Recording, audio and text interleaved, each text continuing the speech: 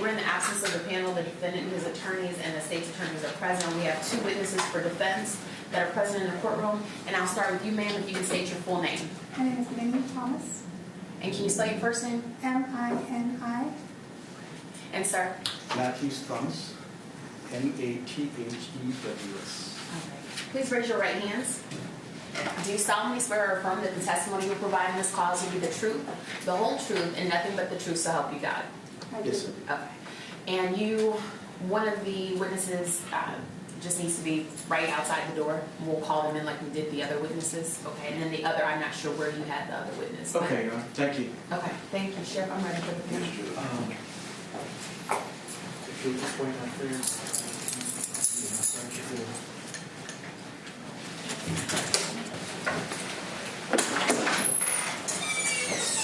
You may be seated. Let the record reflect that all 14 members of the panel, the defendant, his attorneys, and the state's attorneys are present. Defense, please call your first witness. With the court's permission, we call Minnie Mathews, Your Honor. And Minnie members, Thomas. that's fine. Members of the jury, I want to remind you that witnesses have previously been sworn unless otherwise noted.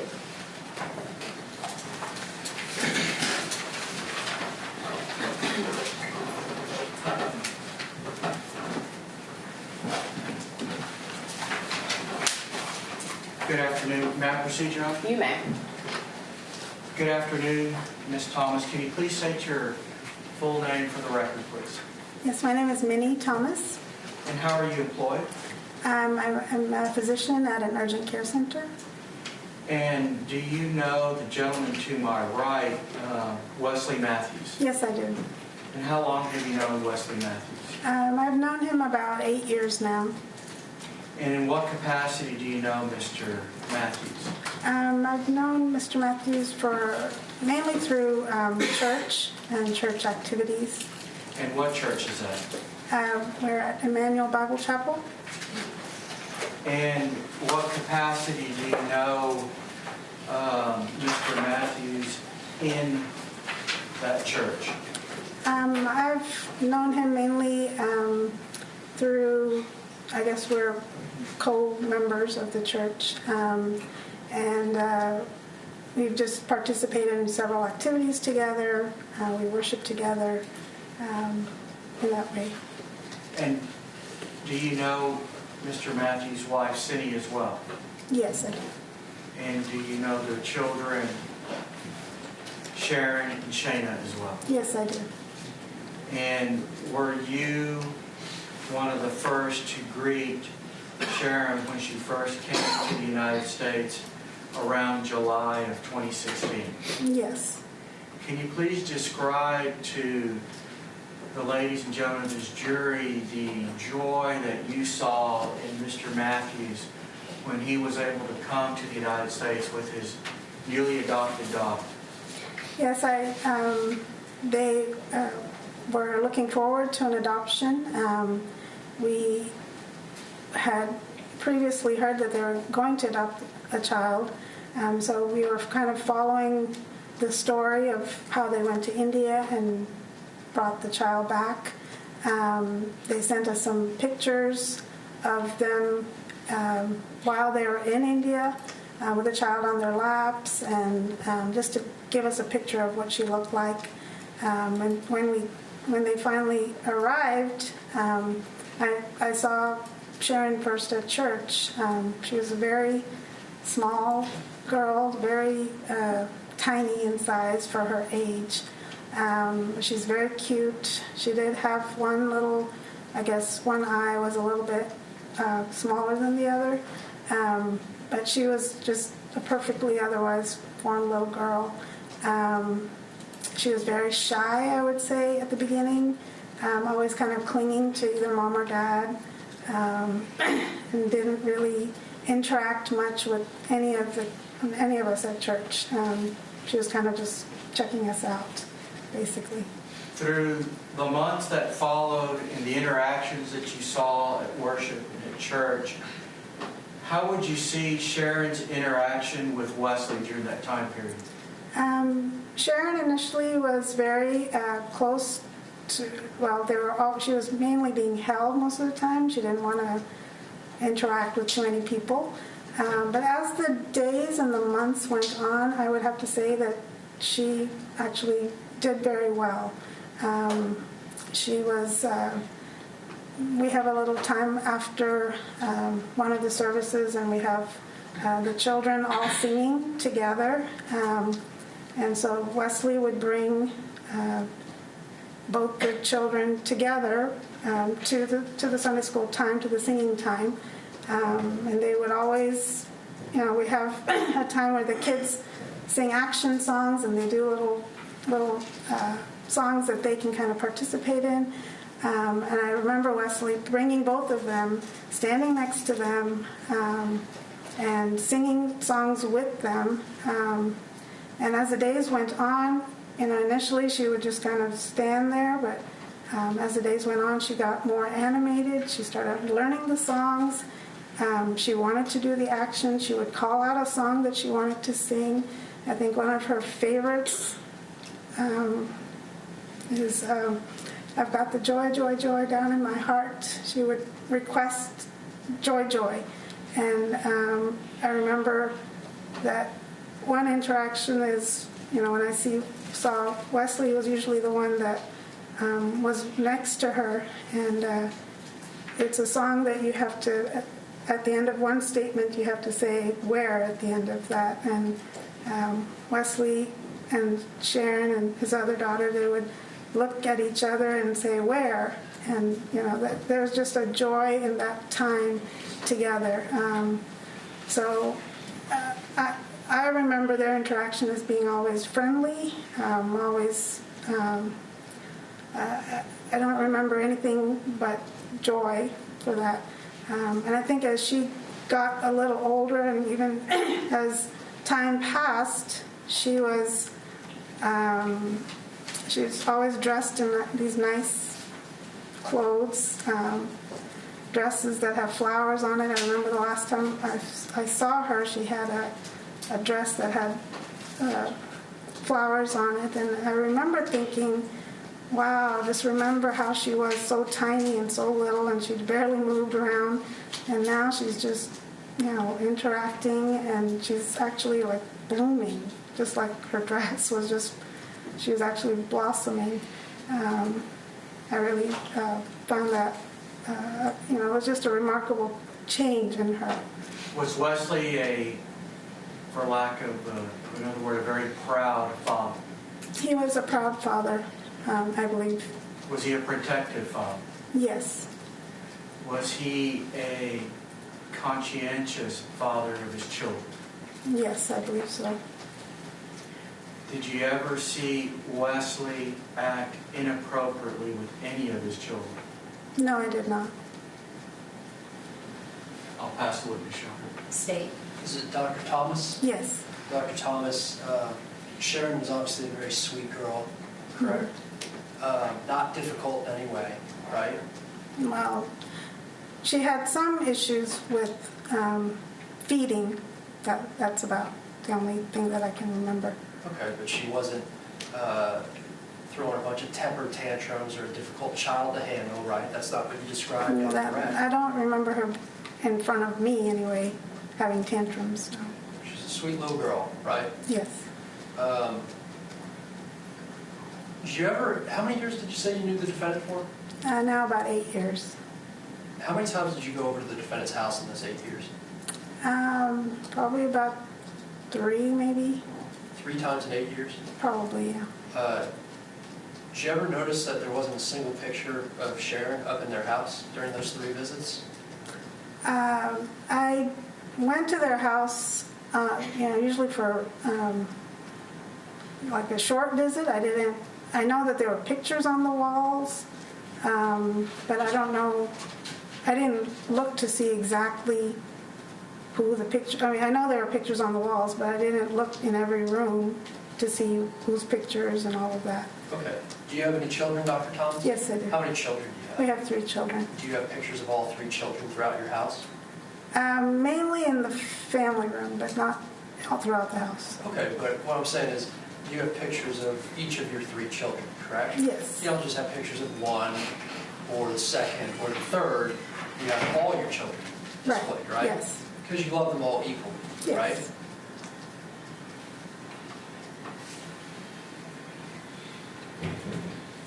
You've known the defendant for 8 years, but would you agree with me, you can't really know somebody, or you don't always know what happens behind closed doors. Right. That is correct, right? That's true. And so you don't really know what was happening behind the doors at 919 Sunningdale where the defendant lived, do you? I do not. And you obviously love your 3 children, correct? Yes. Let me just ask you this. Hypothetically, if somebody, let's say they didn't even kill their child. Let's say they watched their child die, okay? Watched their child die in front of them. Decided to put that child in a garbage bag, put him in the back of their truck with other trash, then take the body of their child out of that trash bag, crawl into a sewer, and leave the body in a sewer. Lie to police for a couple weeks, to the point where that body decomposes so badly there aren't any organs left in the body of their child. All right, you following me on the hypothetical so far? Yes. What do you think should happen to that person who committed that horrible crime? I don't know exactly what happened, but that person is not anyone that I used to know or had any acquaintance with. I cannot reconcile those 2 people. One that would have done that with one that I knew. Well, let me just ask you this, because I just said from a hypothetical stance, okay? Hypothetically, you agree with me that person should receive the maximum punishment. Don't you agree? Hypothetically. I would say that whatever is according to the law.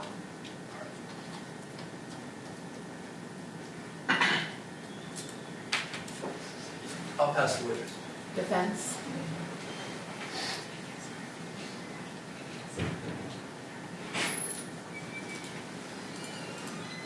Would it be fair to say, Ms. Thomas, that you probably have more pictures of your oldest child than you do of your second child than you do of your third child? Yes, that's true. That's all I have, Your Honor. Thank you. State? Nothing further. Any objections to this witness being finally excused? No, Your Honor. No, Your Honor. All right, thank you very much. You may step down. Defense, please call your next witness. Matthew Thomas.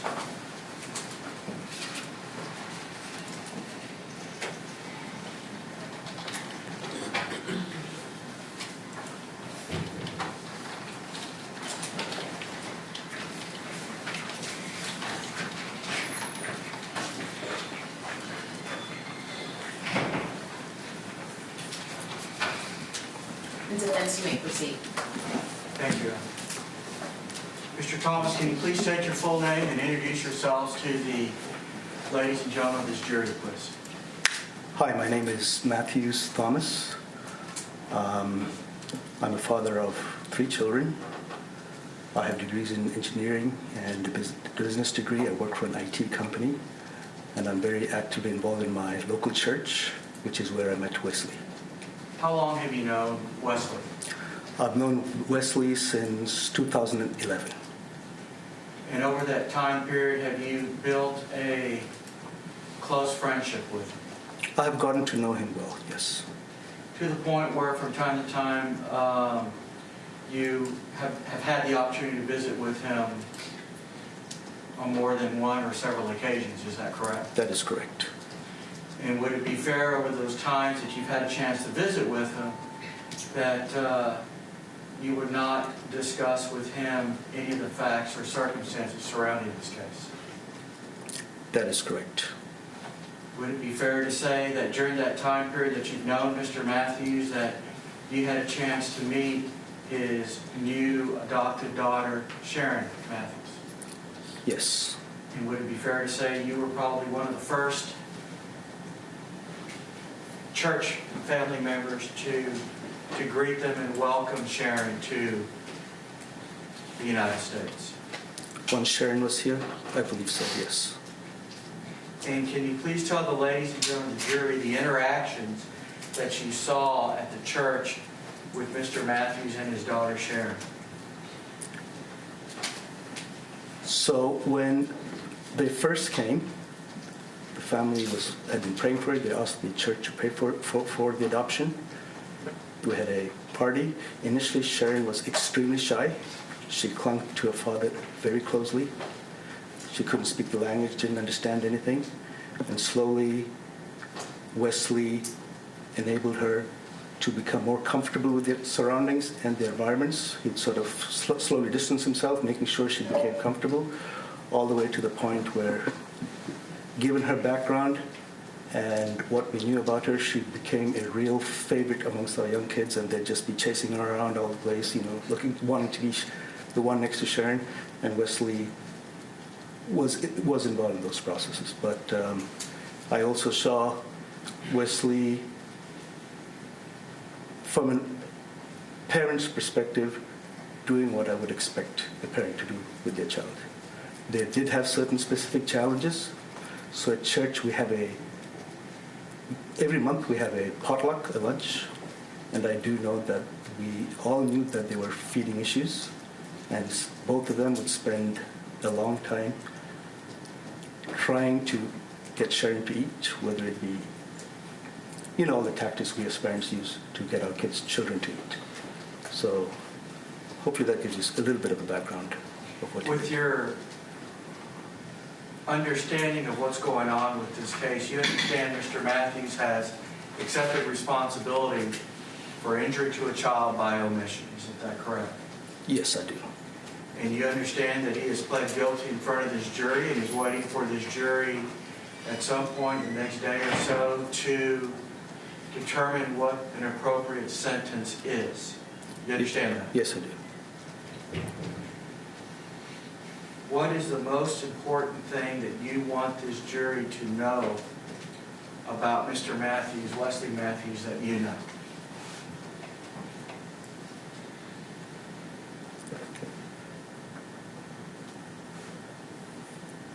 The most important thing that I want you to know is we were all completely shocked. Given the Wesley that we knew, what transpired after that, and what has been revealed recently is completely shocking to us. This has had a huge impact on the church. My children, Sharon was extremely fond to us. She was precious to us, given her background and who she was. I don't know if you've probably seen the videos. She was such a sweet girl. Our kids were incredibly impacted. My two children, I have three, two of them were teenagers, could not sleep for the first week, and they ended up sleeping in Daddy and Mommy's bed. It had a huge and terrible impact. The thing I'd like you to know is this is not the Wesley that I knew. Something happened. I don't even want to speculate what it is, but given the Wesley that I knew, the responsibilities he had in the church, he used to be a Bible teacher, he used to have some of the sermons, he was a treasurer, we entrusted him with responsibility. There was nothing that would indicate any of this happening. So that's the main thing I'd like you to know, that if I had to look at Wesley as to what he was when I knew him, and then find out what happened, I just don't know what to say. I mean, it's been very difficult for all of us in the church, as a family, and others. Is Mr. Mathews that you know, or Mr. Mathews that you have known, protective father, a protective husband? All the observations I made, he was, absolutely. Was he a loving husband, a loving father, Yes, he was. a caring father?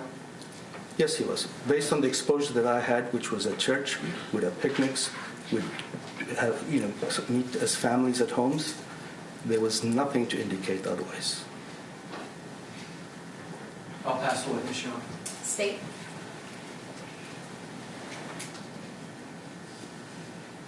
Mr. Thomas, you said the Wesley Mathews you knew, right?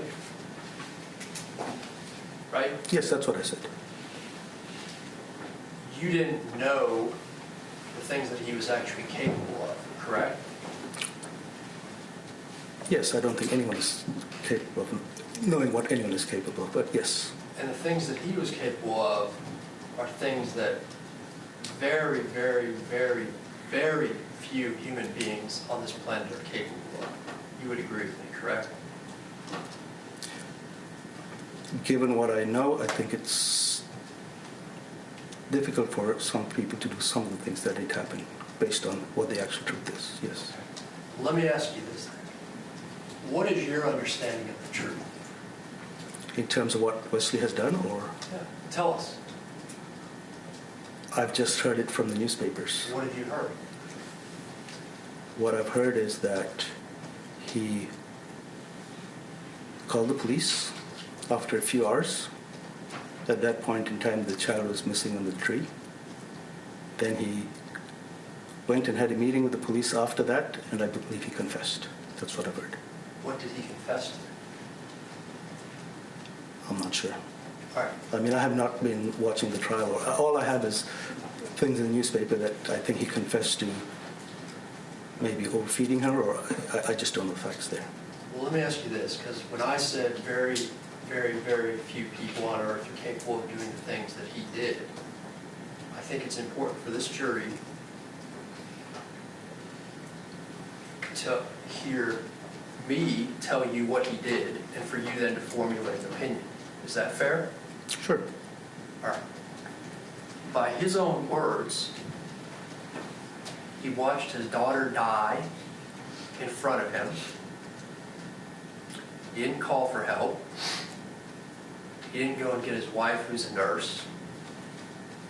He went and got a trash bag, put Sharon in a trash bag, put her in the back of his SUV with some other trash, drove around Richardson, dumped the trash in a dumpster, kept driving around Richardson, took Sharon out of the back of his SUV, walked down to a culvert, took her out of the trash bag, crawled into the culvert, pushed her little body into that culvert, feet first, as far as she would go.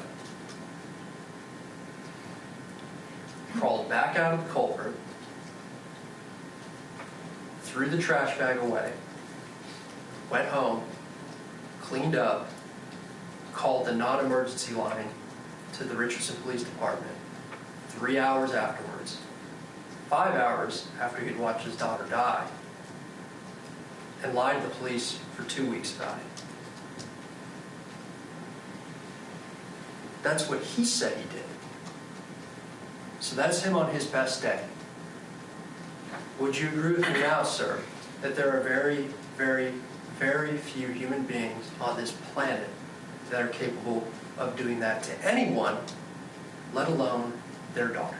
Yeah, that is not acceptable. That's all I have. Defense. Briefly, if I may, Your Honor. Mr. Thomas, you also understand that people make bad decisions? Is that correct? Yes, I do. People lie? Mr. Mathews lied? Mr. Mathews made a bad decision. Does that mean his life has no value? Does that mean his life has no value? No. As a Christian, we're all sinners. We all make mistakes. And this was a terrible mistake. This is the $1 million question we ask. This is the $1 million question my children ask. Why didn't Wesley just pick the phone up and call someone? I don't know the answer. Question. And he's living with that question every day of his life, isn't he? Yes, he is. Thank you, Mr. Thomas. I'll pass the witness, Your Honor. And Mr. Thomas, just one last thing, and I apologize. I'm not trying to be difficult on you, but this is a very serious matter. You understand that, correct? Yes, sir. And so defense counsel said that Wesley Mathews is living with this, right? That's what he said. Sharon's not living at all right now. You understand that, right? Yes, I do. Okay. And she deserves justice far more than anybody else. Would you agree with me? Yes. Justice has to be served. Justice has to be served. No doubt about that. All right. When the police officer interrogated, well, we had a short interview with a very nice police officer the week after this happened. That is precisely what I said. We are here to support you and make sure that justice is served. But we have to make sure that it is not excessive in either direction. All right. That's all I have, Your Honor. Defense. Nothing further, Your Honor. Any objections, sir? Wait 1 second. Sorry about that. That's okay. Any objections to this witness being finally excused? No, Your No, Honor. Your Honor. Nothing to say. Thank you very much. You may step down. May I check on the availability of my third witness? Yes. He has not been sworn in, Your Honor. We'll call Hanley Mathews.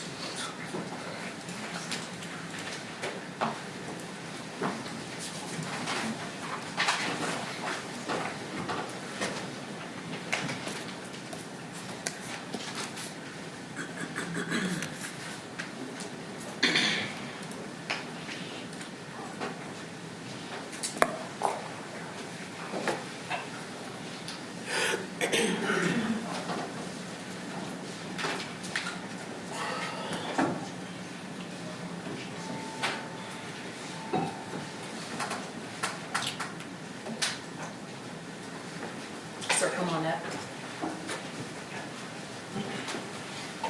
And if you can stop right there for me, please raise your right hand. Do you solemnly swear or affirm that the testimony you provide in this cause will be the truth, the whole truth, and nothing but the truth, so help you God? Yes, ma'am. Okay, you may be seated, and defense, you may proceed. Thank you.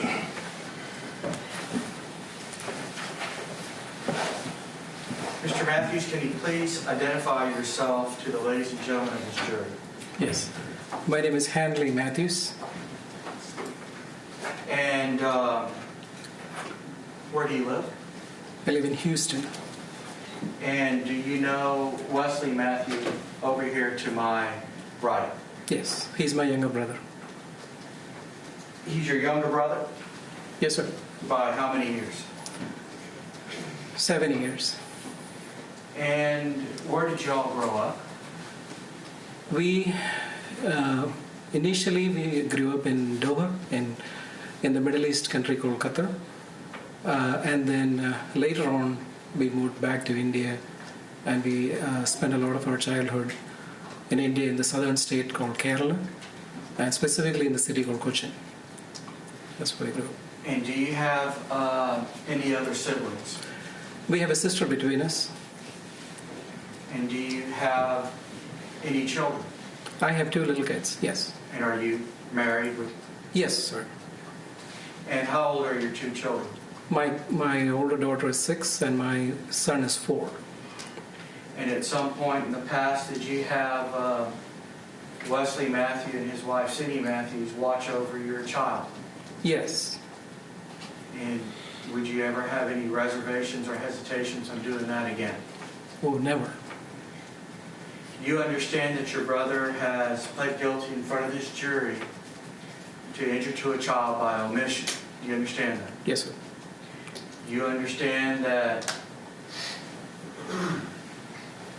he did not call 911 when his daughter was in trouble, when his daughter passed away.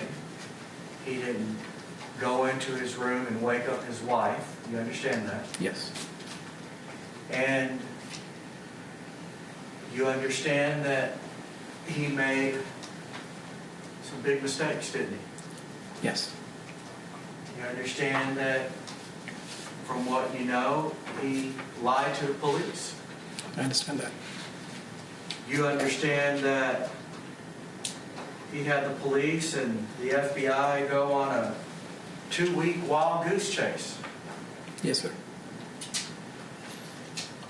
still your brother and you still love him dearly, isn't that correct? I love my brother, yes, I do. Your Honor, I have some photos I would like to introduce that have been admitted by agreement that I would like to publish. I would like to go over them as Defense Exhibit number 32, Defense Exhibit number 31, Defense Exhibit 13, 14, 15, 16, 17, 18, 19, 20, 22, 23, 24, 25, 26, 27,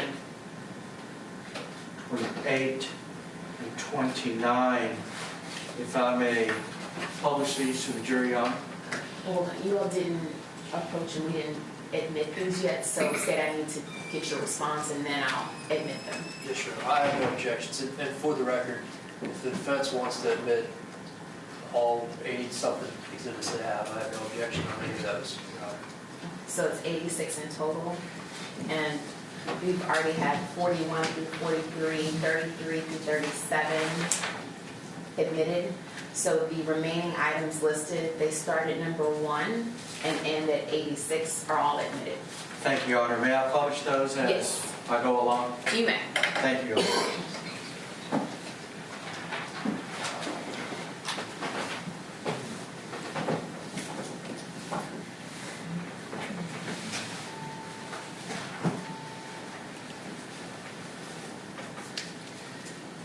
Mr. Mathews, I want to show you some photographs of your brother and your family. Oh, great, what did I just do? Do you recognize this photograph? Yes, I do. Can you please identify the individuals in this photograph? That's me, my brother and my sister, my dad and my mom. Let me show you exhibit number 31. Do you recognize those photographs? Yes, it's me, again, my brother Wesley and my sister. How about this photograph? Yes, that's my brother with baby Sharon. Now, is that when she was really young and she first was adopted?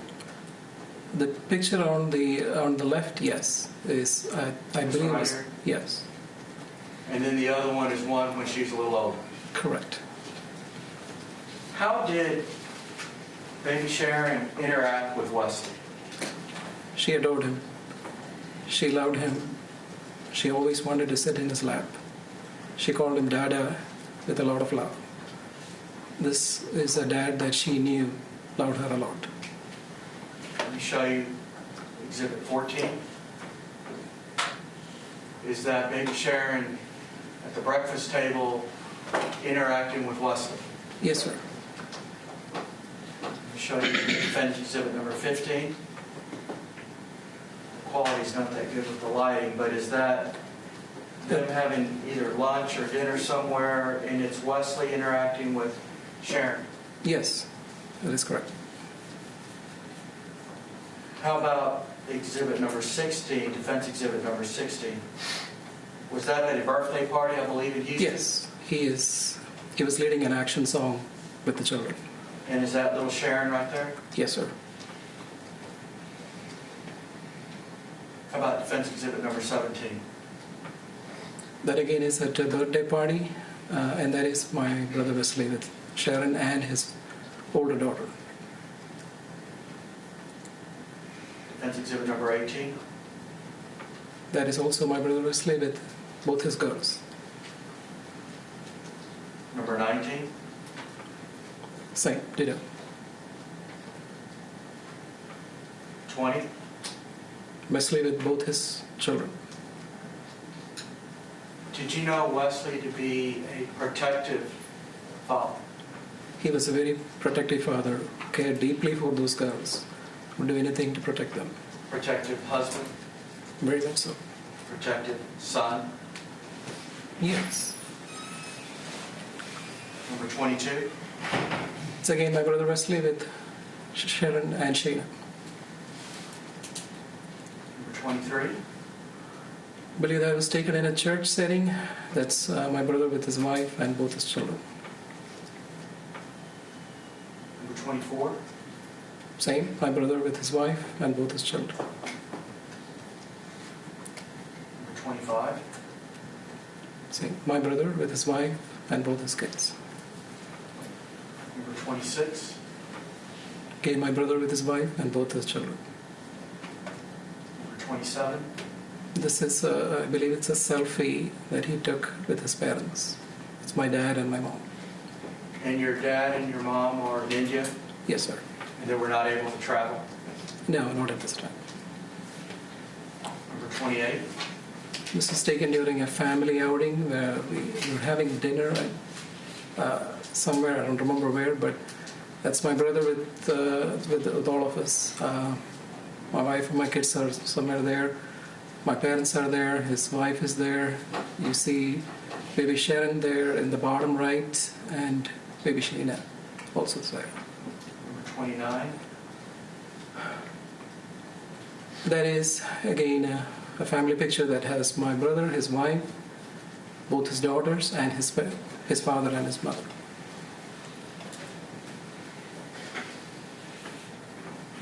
This is a bigger picture, number 86. May I approach the witness, Sean? You may.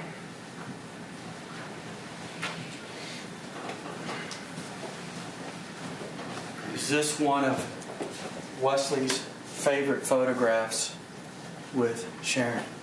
This is one of his favorite pictures, yes. May I publish it to the jury, Your Honor? What number is that? 86. You may.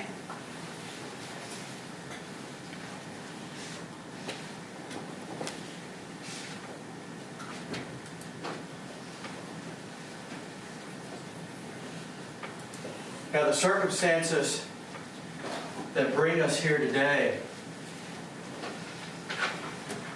are very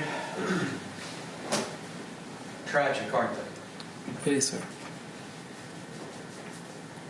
Sharon was your niece. Yes. You all loved her like you loved your own children. She was the heartthrob of our family. And you were the first ones up here when the Amber Alert went off to come help. Yeah. We drove in the next day.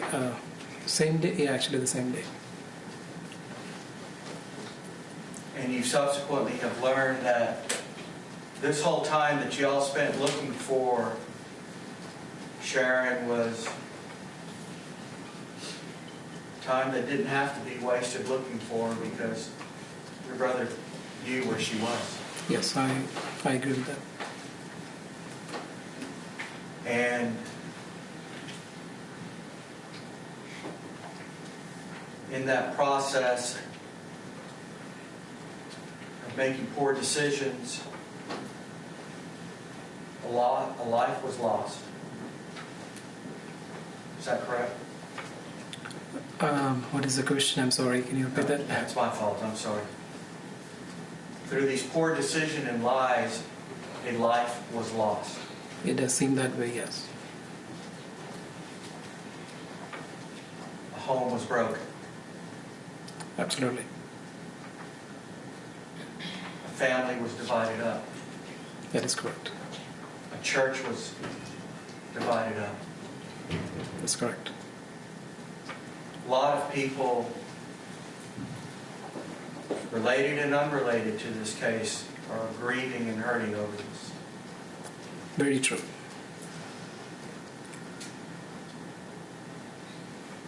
Do you believe that your brother still has value to the community, Absolutely. knowing what transpired? You believe he still has value. Absolutely. Yes, sir. You also believe that justice does need to be served as well. Absolutely, yes. May I have a moment, John? You may.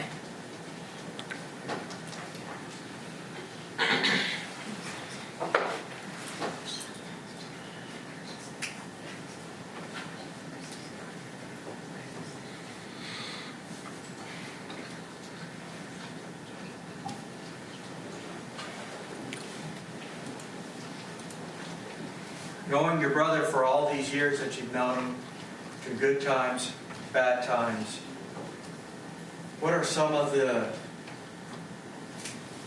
character traits that when the jury goes back and they're thinking about ultimately what decision they're going to pass on your brother that you would like for them to know about your brother?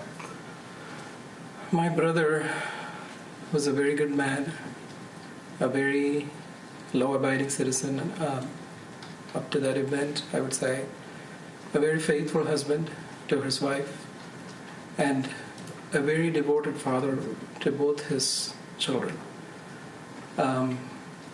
He is truly the embodiment of a family man, if that term can be used. Very much with his family, never spends time alone by himself, is with his wife and his children. He waited a long time to have children of his own, but God in his right time blessed him. But he is the kind of person who wanted a family and wanted to raise children and wanted to be the kind of dad that brings up children in the ways of the Word of God and the Bible and in the church setting. That's the kind of person that he was.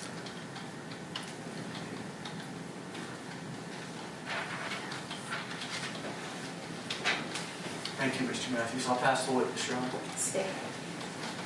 Mr. Mathews, I understand the defendant is your brother. You obviously love him, correct? Yes, sir, I do. You obviously don't want to see him spend the rest of his life in prison, correct? Yes, sir. And that's completely understandable, all right? You would agree with me the defendant is the sole responsibility as to why a family is divided and a church is divided and heartbreak and everything the defense said, correct? Based on what I hear, yes. Okay. What do you hear?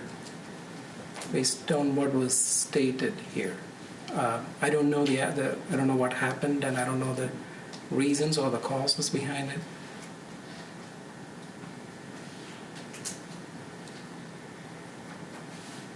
You drove up from Houston to Richardson on October 7th, correct? Yes, it's a Saturday. Who called you to tell you that Sharon was missing? We got it on our cell phones when we got the Amber Alert. So the defendant, your own brother, didn't even call you, correct? You got it through an Amber Alert? Yes, he did not call me. When you found out about the Amber Alert, did you call the defendant? Multiple times. Did he answer? No, I believe his phone wasn't in his possession. It was pretty late on Saturday when we got the alert. So I don't believe he had his phone on him. Okay. Did you talk to him subsequently about what happened?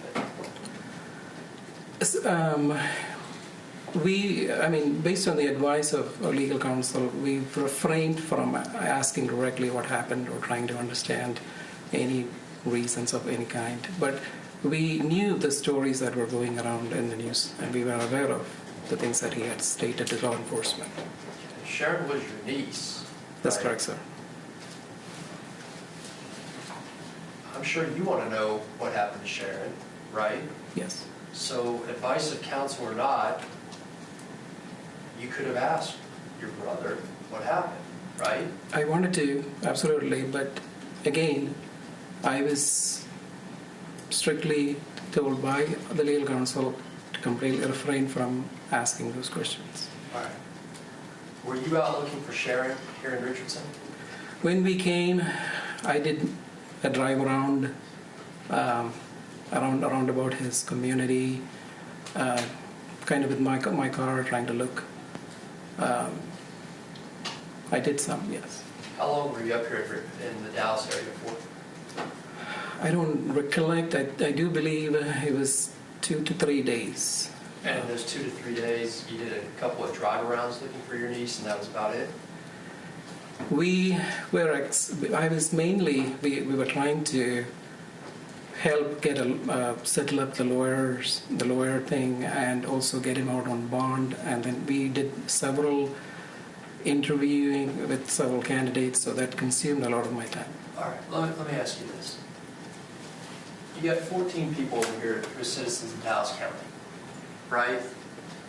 They're down here, they're having to listen to all this testimony, see these horrific things, and they're entitled to try to get the truth as well. Yes. You agree with me? Yes. You're telling this jury that you got an Amber Alert that your niece was missing. You came up to Richardson. You spent 3 days here, knowing what you're saying, that your niece was missing, right? Is that right? That's yes. Okay, not dead, but missing? No, yes. Okay.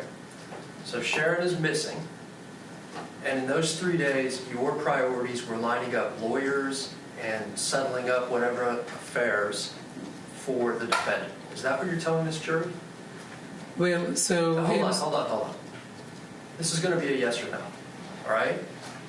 And if there's anything that needs to be cleared up, your brother's attorney will clear it up. So I want you to listen to me, all right?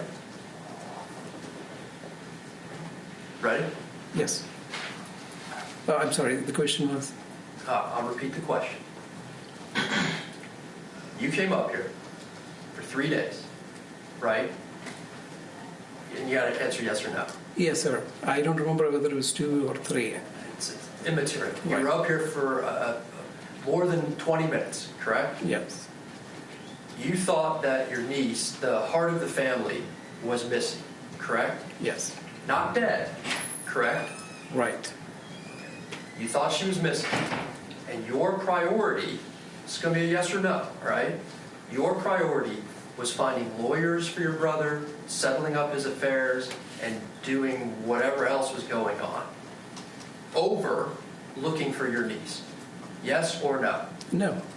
Okay. Maybe I misunderstood you. When I asked if you looked for Sharon, you said you did a couple of drive-arounds, poked your head out the window a little bit, and that was basically what you did, correct? Yes. Were you out there in fields, in brush up to your knees? Were you walking through creeks? Were you out there 24 hours a day looking for Sharon, yes or no? No, sir. Did you spend a lot more time looking up lawyers for your brother than you did looking for Sharon, yes or no? I don't recollect the time I spent. Okay, so now you don't recollect the time you spent. Well, let me ask you this, if you can remember all the way 20 months ago. Ballpark it for me. About how much time did you spend looking for Sharon? Certainly did a drive through wherever roads are accessible. Went outside of the house. There were plenty of people, lots of police and helicopters looking. But it was clear that she was not in the immediate vicinity. All right, And- but you're not answering my question. Okay. I'll do it like this. Did you spend more than 6 hours looking for Sharon? No, sir. Did you spend more than 3 hours looking for Sharon? I wouldn't be able to give you an exact number like that. Okay. I'm sorry.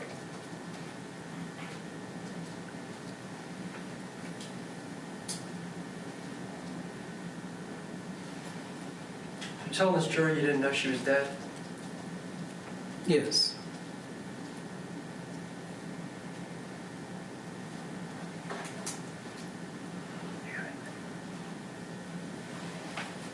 I'll pass the witness.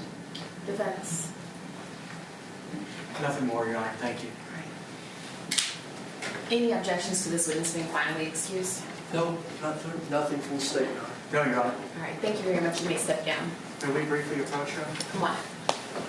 Lisa, let me know when you're ready.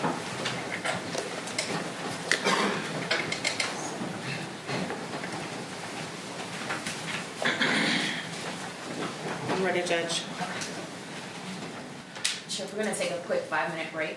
It's 3:50. All right. You may be seated.